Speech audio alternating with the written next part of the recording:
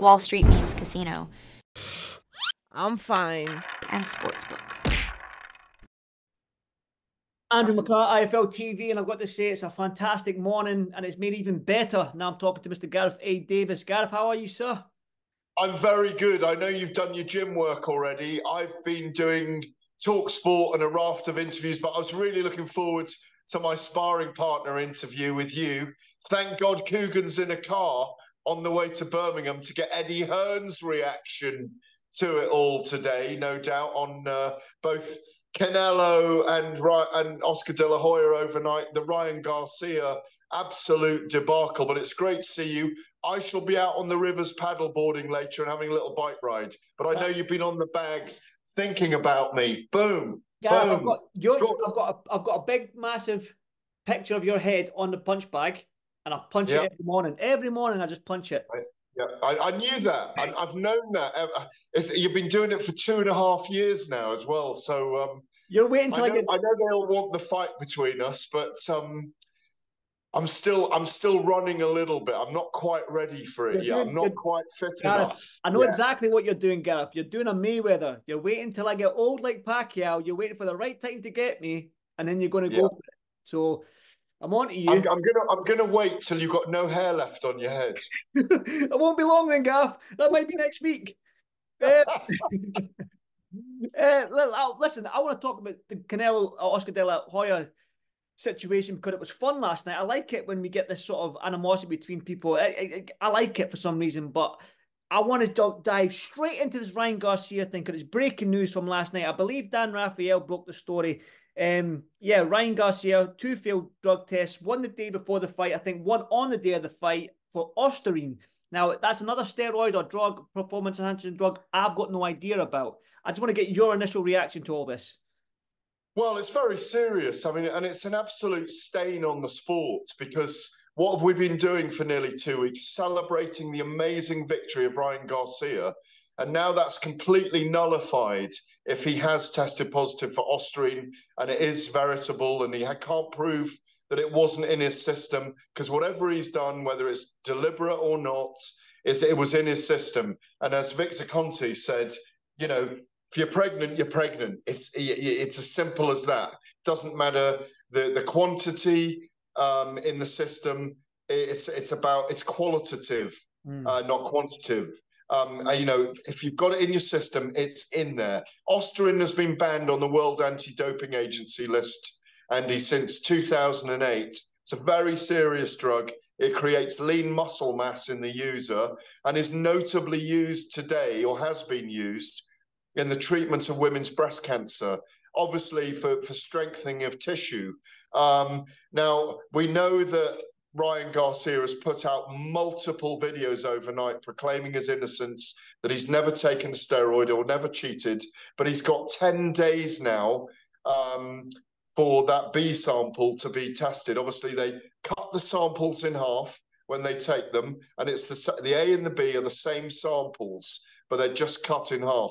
So he's got to go ahead and do that, in my view, if he believes he's innocent. We don't want one of these scenarios where he's just saying, no, I'm not a cheat. I've never cheated in my life. Don't accuse me of it. I'm not that kind of man. He needs to prove it scientifically now. And if it has found up in his system, there needs to be a reason why. If he has been taking supplements and there's something in a supplement, then we need to know why. What we need is full transparency. But it's a horrible stain on the sport. And I absolutely get at the moment why Devin Haney has put out a statement saying this puts the fight in a completely different light. Going with just in light of what you've just said and all that he has to prove his innocence, but going on sort of Ryan Garcia's behaviour over the last 2-3 months, I'm getting the sense that he might not even want to prove this. He might just sit back and say, listen, I'm innocent. I don't care what you think. I'm just going to sit here, believe me or not. I'm just going to keep posting videos. And it just seems like he's just so, not like he doesn't care, Gareth. I don't know what I'm looking for, but it seems like he's just going to, he's so laid back. I don't think he would even prove this B sample, if I'm being honest with you. Who does it remind you of? Tell me. Well, it seems like the Conor Benn situation all over again. Yep. I can't possibly have cheated because I'm not a cheat. No, you may not be a cheat. You may not have done it deliberately, but you've got to prove why it was in your system. Mm-hmm. Strict liability, again, is those two words. Prove how it got there, even if you didn't do it intentionally. And in which case, you can get, you can not be banned. You can prove that it was a mistake you made. Otherwise, he's facing a long ban. And for those other 5 guys, let's say, in that grouping, from 140 to 147, your likes of Teo Lopez and Devin Haney, Ryan, Shakur Stevenson, Keyshawn Davis, Tank Davis. It just wrecks that whole, group of fights that we're going to have. Because in many ways, Ryan Garcia made himself the draw, if you like. He was always the golden goose because he can sell a fight because his huge social media reach. But it just puts so many of those massive fights in jeopardy. The knock-on effect, the ripple effect on the pond is so damaging for that group of fighters. People might say, no, what a load of nonsense. But no, what he did with that victory over Devin Haney was put himself in the frame for a rematch with Tank Davis that we would all have wanted to see, maybe at 145, 147, the fights with Teo Lopez, the rematch with Devin Haney. There's so many fights there, and Garcia had put himself in the frame. It's an absolute disaster for the boxer and for the sport as a whole at the moment. Real stain on the sport at the moment, Andy.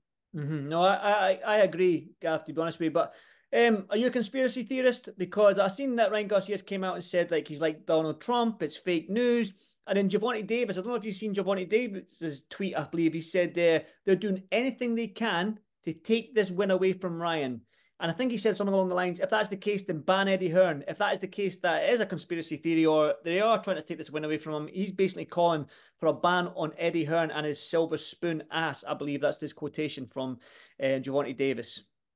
Well, look, Gervonta is getting in on the act here, and maybe once the rematch with Ryan Garcia, he'll be eyeing big bucks for that. I mean, I believe he earned $40 million for that first fight, if I'm right in recalling.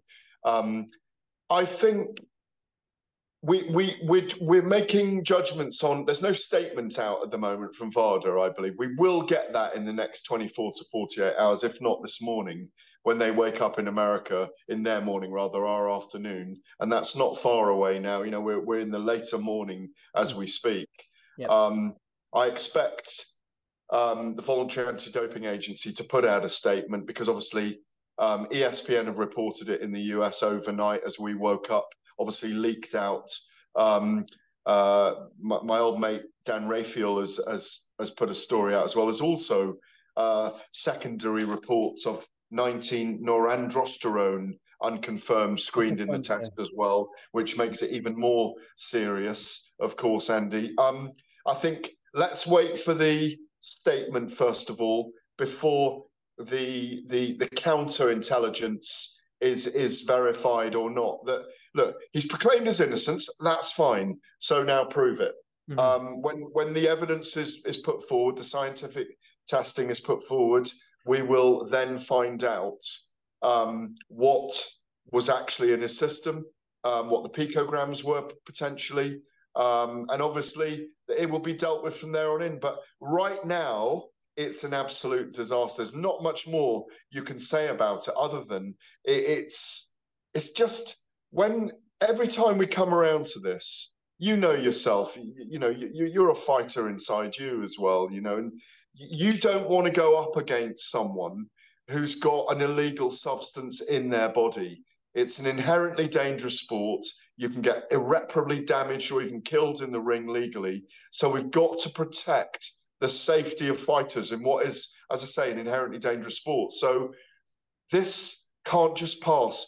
We don't want a scenario that Conor Benn has been in, where we're getting on for 2 year now since the positive test came out. Was it August, the first one? I think it was. Yes, August 2022. We're 3 months away from 2 years of that test. He's fought twice. We haven't had clarification. We've only had jurisdiction. We haven't had strict liability. And believe me, the New York State Athletic Commission come down very hard on these things. They can annul the fight. They can ban him for 4 years. They can give him a massive fine. There's all sorts of things they can do. So it's going to be beholden unto him once these statements come out from VADA, which I'm sure they will, for him to actually do something about it. He can't just use his social media and say, no, I'm innocent, I've never cheated. That is denying what's going on in the real world. Mm-hmm. And like I said, like you say, Gareth, it's 24 hours into this news story, so I'm guessing we will find out more information in the coming weeks. So there's no point counting our chickens before they hatch, as they say. So this brings me on nicely, a nice little segue to the press conference last night in Las Vegas with Oscar De La Hoya. I want to say Oscar De La Hoya and Canelo press conference because poor Jaime Munguia was sitting there. Oscar De La Hoya woke up that morning and chose violence because he had a sheet of paper. He'd written it all down. He said about 30 seconds on Jaime Munguia and he's going to win this fight. And then he went about 2.5 to 3 minutes on attacking Canelo. And then obviously Canelo said his piece. I mean, we knew they didn't like each other, but I didn't think that I didn't think that Oscar De La Hoya would wake up that morning and choose violence with Canelo at that press conference. Well, there's a history, isn't there, Andy, of promoters and fighters falling out over money, and that's what they were talking about there. Canelo called Oscar a cabron, a wanker, and that he was a cheat and a thief, and he steals money from his fighters. I thought Oscar De La Hoya, by saying, put some fucking respect on my name, wound Canelo up even more easily than I wind you up by putting some words on you sometimes. I mean, I think you're easier to wind up than Canelo, but I think it's a credit to you that you've got it all under control these days. I'm a Scotsman, Gareth, man. I get wound up on anything. No, but in all seriousness, Canelo was clearly rattled, and he wasn't going to let Oscar get away. I put my glasses off so we could do eyeballs just then, but he was clearly really rattled by Oscar. Like you say, it's a really good way of putting it.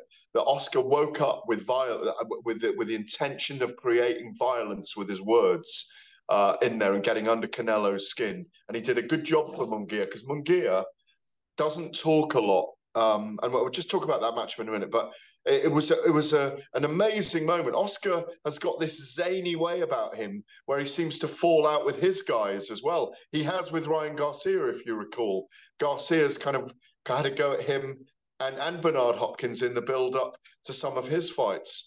Certainly Hopkins at times, but notably Oscar De La Hoya. I thought it was incredible to see Canelo push his stool back and go up, and the two bodyguards, for the older bodyguards of the two men, get between them because I think for a moment, as Canelo said afterwards, I think he spoke to your colleague Colm and Matt Lenihan from Boxing Social. I saw the little sit down with him afterwards. He was saying, "No, I was really fucking angry because he's got a bugbear with Canelo, with Oscar De La Hoya over the finances when they were together. Says he still owes him money, which is fascinating, even though he's got more money than sense." Canelo in his career right now. I know it was dramatic. It sold the fight. They clearly aren't friends, and I think he'd love to get Oscar De La Hoya in the ring, giving him a pasting. Frankly, I think he'd like to lay one on him. I really got that sense yesterday that he was going to give him a shove if he could get near enough. Yeah, I got that sense, and that was probably one of the few times that I've wished I could speak Spanish or understand it at least. Yeah, it seems to me. He was calling him a gay boy, maricon, wanker. He was really swearing at him. I mean, as you know, I speak Spanish, and he was calling him a thief and a liar, and that he steals from his fighters. He was really calling on a fight. If someone was calling you cabron, maricon, all these things. For you, that would be a call to arms. Yeah. As simple as that. All I said was enough, and it was a call to arms. It was the way you said enough. There was a way you didn't say enough. Your hands up like this. You went enough. You are right. It's not what you do. It's the way that you do it. It's not what you say. It's the way that you say it. Yeah. And that holds for life. But yesterday, as you said, Oscar ignited a row between them. No question about it. How does this play out, though, for Canelo? It can work either two ways. he could have annoyed Canelo that much that his game plan goes out the window, or he's peed off Canelo that much that he's going to go out there and do a demolition on Jaime Munguia. How do you see it? I think he's going to get the double knockout. I think he's going to. I think he's going to. I don't think he's going to get a double knockout. I was going to say he's going to jump on Oscar De La Hoya in the ring afterwards. He probably won't. They certainly won't shake hands. Munguia, I liked seeing them next to each other yesterday. Munguia's a big guy. He's grown up from light middleweight, hasn't he, all the way to super middle. If you recall, I remember seeing him against Miguel Cotto's brother when he on the undercard of a Mayweather event, I think it was, when Canelo made his Las Vegas debut. He got hit by about 15 straight right crosses in the first round by Cotto.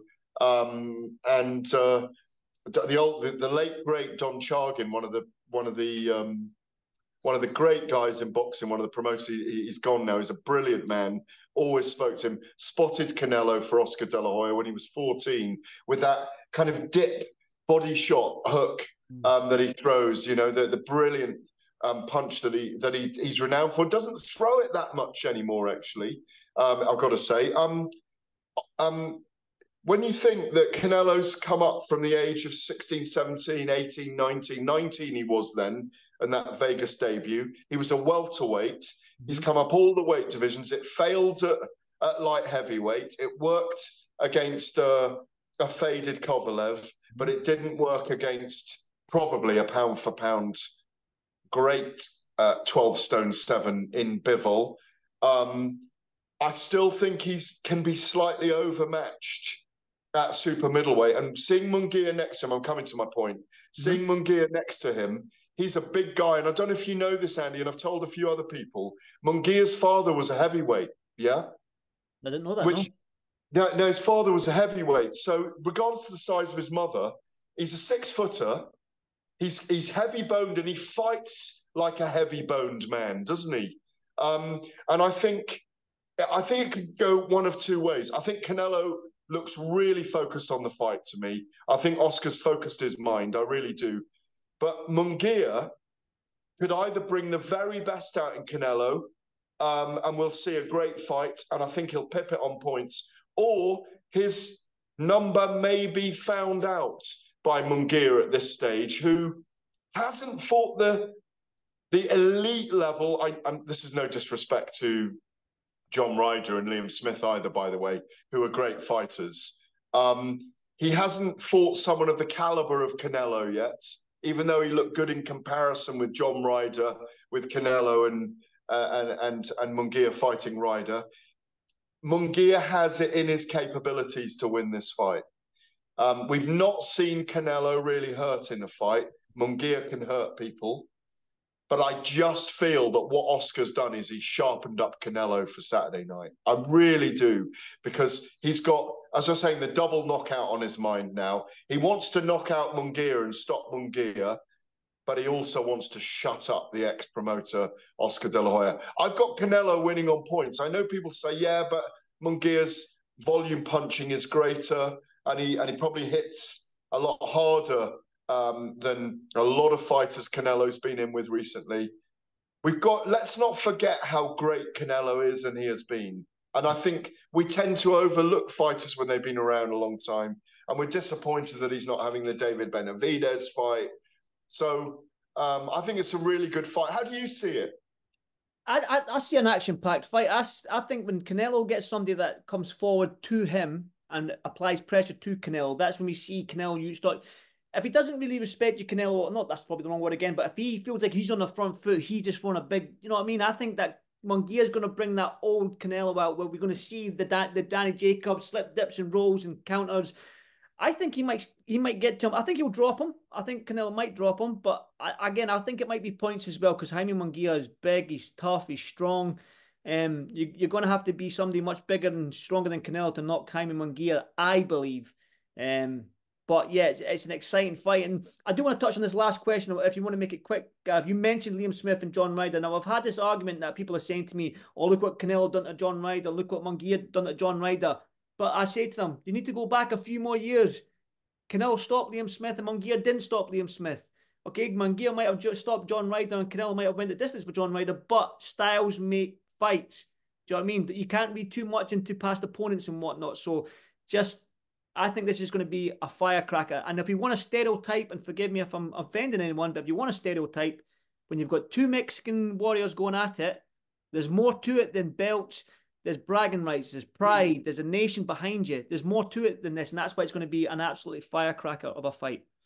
Yeah, I mean, I didn't say that in my discourse just now with you, but I do agree as well that there's an element in this fight that Munguia's style, his come forward kind of aggressive style, may suit Canelo at this stage in his career because he is very clever. He's very evasive as well as and countering as well in his movement. I spoke to John Ryder about this. I did an off the cuff episode for DAZN with John Ryder that was fascinating just before he announced his retirement. It might have actually just been before the Munguia fight, but it was obviously after the Canelo fight. And he was saying the tiny adjustments that Canelo makes in the ring are amazing when you're fighting him, that he's so difficult, in fact, to fight, and that things come at you when you're really not expecting them. Like you say, there should be no disappointment about Canelo fighting Munguia. Yes, we want to see him in against David Benavidez, and I hope that fight happens. I also want to see him in against Terence Crawford, by the way. But I agree with you. It's a Canelo victory on Saturday night. I think it'll be 11-12 hard-fought rounds. Wouldn't surprise me if Canelo did stop him late. But it wouldn't surprise me either if Munguia nicked the victory as well. But I think he's going to have to stop him to get it. Yeah, I think, especially with the, I'm not, again, I don't want to get into I know. You know where I'm going with weekend. Canelo owns it, all of that kind of stuff. Las Vegas, they're looking, that there's a psychological thing that everyone is looking for Canelo to win. They want the Benavidez fight. They want Terence Crawford after fighting Madrimov to step up and fight. I do. I want to see him fight Canelo. I don't think there's a massive size difference between the two men. No, definitely. You've been around Canelo and Terence Crawford. They're the same height. I mean, Canelo might be thicker, but who's to say Crawford can't put on that extra little bit of beef? Do you know what I mean? I think Crawford beats him.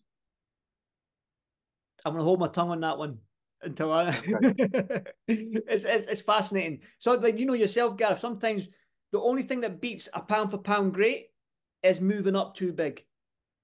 Do you know what I mean? That's the only thing that beats a pound for pound great, just going that little bit too far in the weight divisions and meeting a bigger guy who matches you in skill set. That is the only difference.